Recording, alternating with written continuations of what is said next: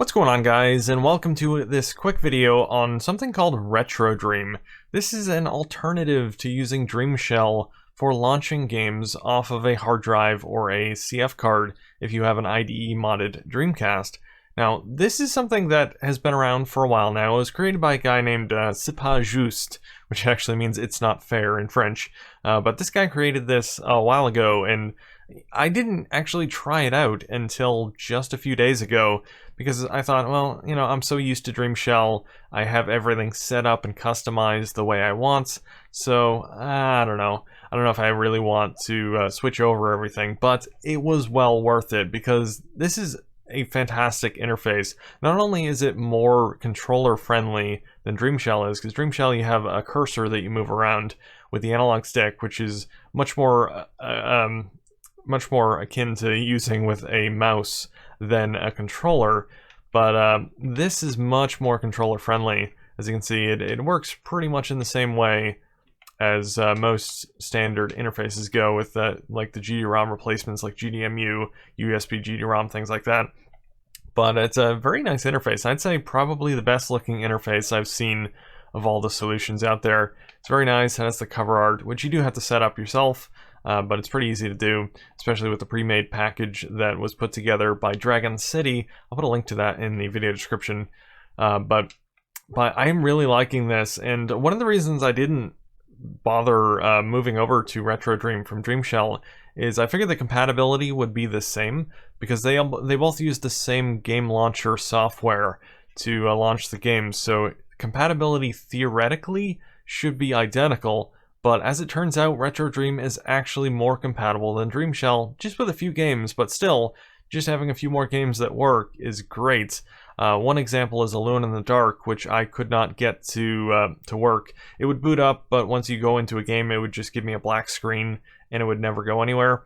But with RetroDream, it actually works. And I asked Swat, who is the creator of DreamShell, why this would be, and he said it has something to do with a different state of hardware at launching the game.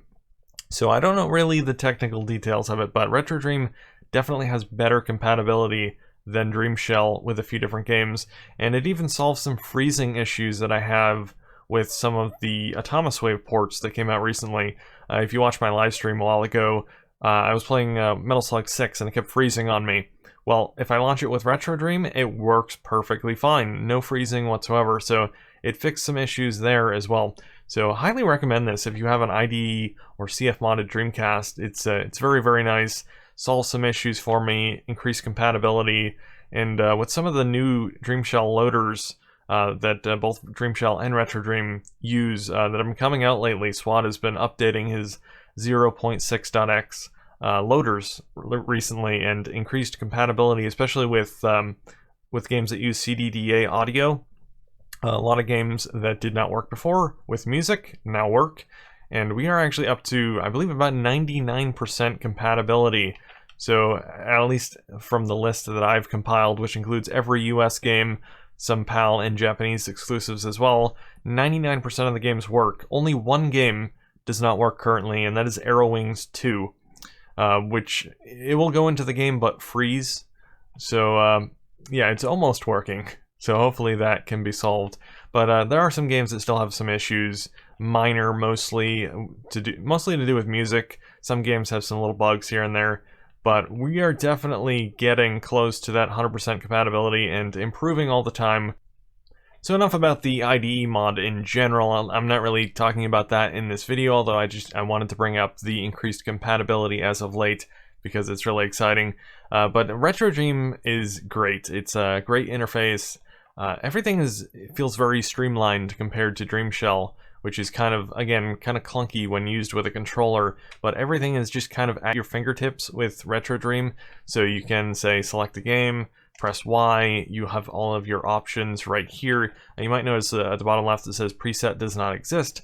That means it'll actually save your settings for every game automatically. So you don't have to enter all this stuff every time. So you can check out a compatibility list, which I have in the video description if you want to check out my compatibility list. It tells you what settings to use with each game.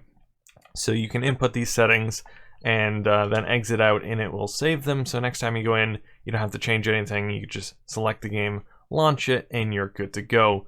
You can also press the Start menu, which will bring up some other options, even an option to launch DreamShell. So if you want to go into DreamShell from RetroDream, you can do that as well. So you get the best of both worlds.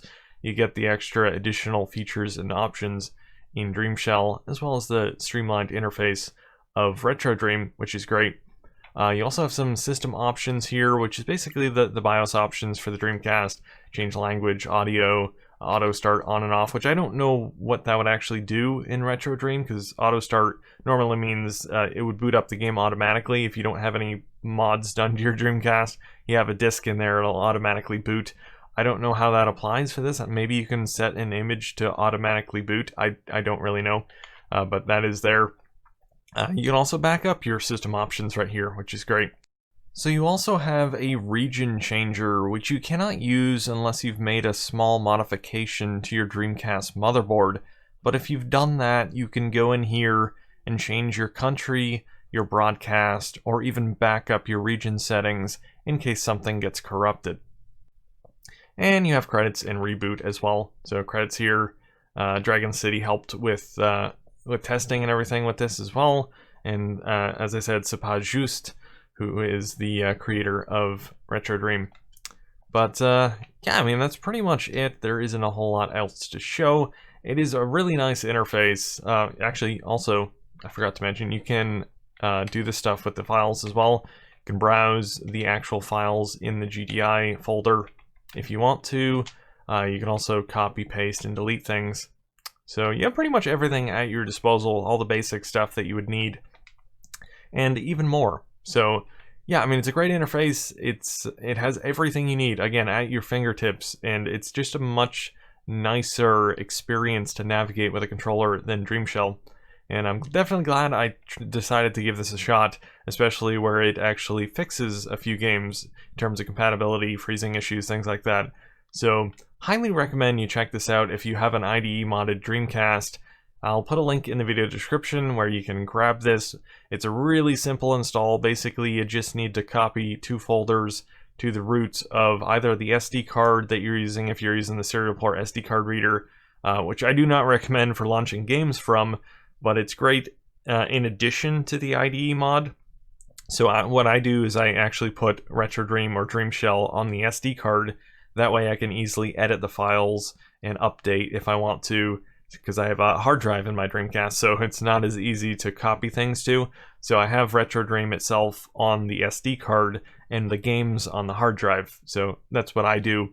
But you can also put RetroDream directly on your hard drive or CF card, copy the folders to that. One thing to note is that you cannot have the DreamShell or the RetroDream files on the hard drive and the SD card. If you have both, you need to delete them from the hard drive and just have them on the SD card, or RetroDream will not boot up. It'll just boot DreamShell.